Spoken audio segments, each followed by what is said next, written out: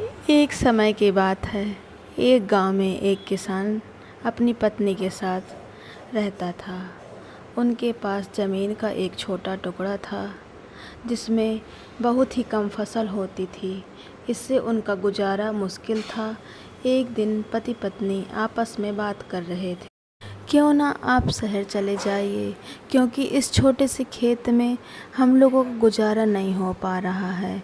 ऐसे में आपको शहर में कोई काम मिल जाएगा जिससे हम लोगों के दिन अच्छे हो जाएंगे। तुम सही कह रही हो, मुझे अब शहर ही चला जाना चाहिए क्योंकि इस खेती में अब परिवार गुजारा करना मुश्किल है। कहीं ऐसा न हो कि हम लोगों को भूखे पेट सोने की नौबत ना आ जाए। शहर तो आ गया हूँ, बस भगवान की दया से कोई काम मिल जाए, वरना आज भी भूखा ही लगता है सोना पड़ेगा।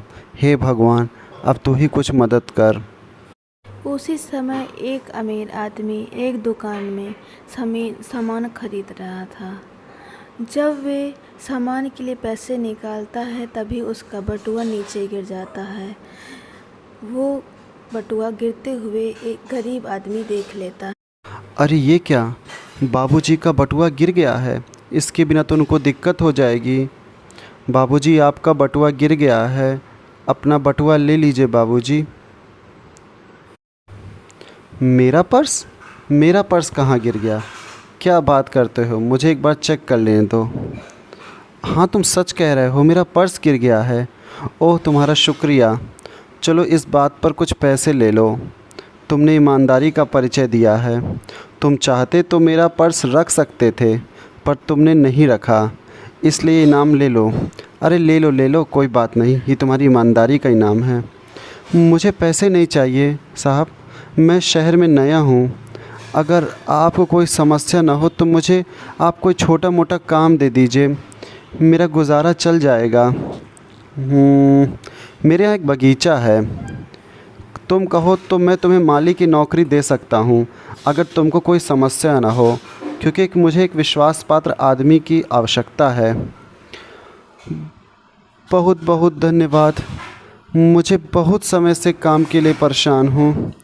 मैं आपका शुक्रिया कैसे कहूँ। आपका बहुत बहुत धन्यवाद, आपने मुझ गरीब की सुन ली।